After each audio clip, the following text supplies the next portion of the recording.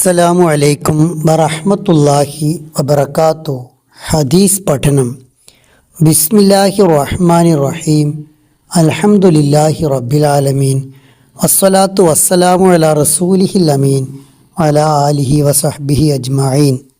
അൻ അബീ ബക്കർ റളിയല്ലാഹു അൻഹു ഖാല യാ അയ്യുഹന്നാസ് ഇന്നകും തഖ്റഊന ഹാദിഹിൽ ആയ യാ അയ്യുഹല്ലദീന ആമനു അലൈക്കും അൻഫുസക്കും ലാ യളുറുക്കും മൻ ളല്ല ഇദാ ഇഹ്തദൈതും വഇന്നി സമഅതു റസൂലല്ലാഹി സ്വല്ലല്ലാഹു അലൈഹി വസല്ലം യഖൂൽ ഇന്നന്നാസ ഇദാ റഅൗ ളാലിം ഫലം യഖുദു അലാ യദൈഹി ഔശക അൻ യഉമ്മഹുമുല്ലാഹു ബിഇഖാബി മിൻഹു. അബൂബക്കർ സിദ്ദീഖ് റളിയല്ലാഹു അൻഹു പറഞ്ഞു, ജനങ്ങളെ, നിങ്ങൾ ഈ ആയത്ത് ഓതുന്നു. യാ അയ്യുഹല്ലദീന ആമനു, അലയോ സത്യവിശ്വാസികളെ, അലൈക്കും അൻഫുസക്കും, നിങ്ങൾ നിങ്ങളുടെ കാര്യം ശ്രദ്ധിക്കുക. ലാ യളുറുക്കും മൻ ളല്ല ഇദാ ഇഹ്തദൈതും, നിങ്ങൾ നേർവഴിയിലാണെങ്കിൽ വഴി പിഴച്ചവർ നിങ്ങൾക്കൊരു ദോഷവും വരുത്തുകയില്ല. അബൂബക്കർ റളിയല്ലാഹു അൻഹു ആയത്ത് ഓതിയ ശേഷം പറഞ്ഞു, ഞാൻ റസൂൽ കരീം സല്ലല്ലാഹു അലൈഹി വസല്ലമ പറയുന്നത് കേട്ടിട്ടുണ്ട്. ഇന്നന്നാസ ഇദാ റഅൗ ളാലിം, ജനങ്ങൾ ഒരു അക്രമിയെ കാണുകയും ഫലം യഖുദു അലാ യദൈഹി, അക്രമം തടയാൻ അവൻ്റെ കൈക്ക് പിടിക്കാതിരിക്കുകയും ചെയ്താൽ ഔശക അൻ യഉമ്മഹുല്ലാഹു ബിഇഖാബി മിൻഹു, അല്ലാഹു അവർക്ക് പൊതുവായ ശിക്ഷ നൽകാനുള്ള സമയം ആയിരിക്കുന്നു എന്ന്. വളരെ സുപ്രധാനമായ ഒരു ഹദീസാണ് ഇത്. ഒരു മനുഷ്യൻ വിശുദ്ധനാവുന്നതും നല്ല വഴിയിൽ സഞ്ചരിക്കുന്നതും അക്രമരഹിതനാകുന്നതും വളരെ പ്രധാനമാണ്. പക്ഷേ വ്യക്തിതലത്തിൽ ഒരാൾ എത്രമാത്രം നല്ലവനായാലും സമൂഹത്തിൽ നടക്കുന്ന അനീതികൾക്കെതിരെ, അക്രമങ്ങൾക്കെതിരെ ശബ്ദമുയർത്തുക എന്നത് ആ വ്യക്തിയുടെ ധാർമ്മിക ബാധ്യതയാണ്.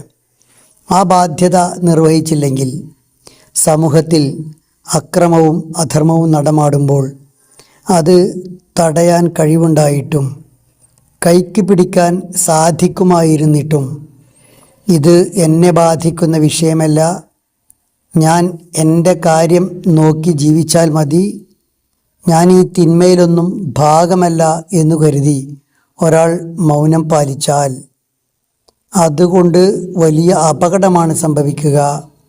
തിന്മ ചെയ്യുന്നവർക്ക് ലഭിക്കുന്ന ശിക്ഷ അവർക്ക് മാത്രമല്ല വരിക, തിന്മ കണ്ടിട്ട് മിണ്ടാതിരുന്ന ഈ നല്ല മനുഷ്യന്മാർ കൂടി അതിൻ്റെ ദുരന്തം അനുഭവിക്കേണ്ടി വരും.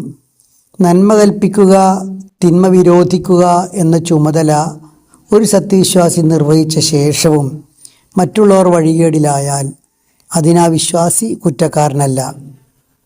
ആ വ്യക്തി താൻ ചെയ്യേണ്ട ബാധ്യത നിർവഹിച്ചു. അധർമ്മം കണ്ട് മൗനം പാലിക്കുകയല്ല ചെയ്തത്, അതിനെ എതിർത്തു. അങ്ങനെ എതിർക്കുമ്പോൾ സ്വാഭാവികമായും അയാൾ ഈ ശിക്ഷയുടെ ഭാഗമാവുകയില്ല. മറിച്ച് എന്നെ ബാധിക്കുന്ന വിഷയമല്ല എന്ന് കരുതി മുന്നോട്ട് പോയാൽ, കപ്പലിലെ യാത്രക്കാരുടെ ഉദാഹരണം റസൂൽ കരീം സല്ലല്ലാഹു അലൈഹി വസല്ലം വ്യക്തമാക്കിയതുപോലെ സർവനാശത്തിലേക്ക് മുങ്ങുമ്പോൾ എല്ലാവരും ഉണ്ടാകും. കൈക്ക് പിടിച്ചാലോ എല്ലാവരും രക്ഷപ്പെടുകയും ചെയ്യും. ഇന്ന് സമൂഹത്തിൽ ചില ആളുകളിലെങ്കിലും തിന്മകൾ കണ്ടില്ലെന്ന് നടിക്കുന്ന സ്വഭാവം വളർന്നു വരുന്നുണ്ട്. ഞാനതിൽ ഭാഗമല്ല, എന്നെ അത് ബാധിക്കില്ല എന്ന ചിന്തയാണ് പലപ്പോഴും അതിന് കാരണം. അല്ലെങ്കിൽ ഞാനെന്തിന് ആളുകളുടെ വെറുപ്പ് സമ്പാദിക്കണം, ഞാൻ എൻ്റെ വഴിയെ പോയാൽ പോരെ എന്ന ചിന്തയാണ്. ഈ ചിന്ത ആത്യന്തികമായി വലിയ വിപത്തിലേക്ക് നയിക്കുകയാണ് ചെയ്യുക. അധർമ്മം ചെയ്യുന്നവരെക്കാൾ അപകടകാരികളാണ് അത് കണ്ട് നിശബ്ദത പാലിക്കുന്ന നല്ല മനുഷ്യർ. സമൂഹത്തിൻ്റെ ധാർമ്മിക തകർച്ച നല്ല മനുഷ്യരെ കൂടി ബാധിക്കും എന്നതിനാൽ ധാർമ്മിക തകർച്ചക്കെതിരെ ശബ്ദിക്കേണ്ടത് അവരുടെ ബാധ്യതയാണ്.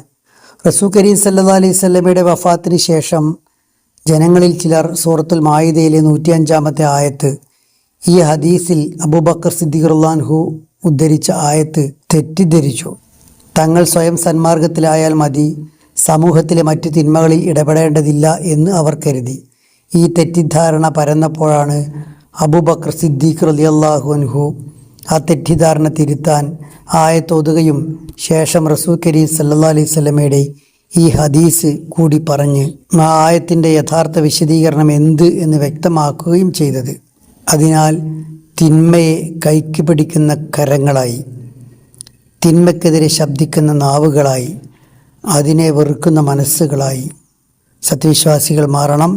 അല്ലാഹു സുബ്ഹാനഹു വ തആല അനുഗ്രഹിക്കുമാറാവട്ടെ.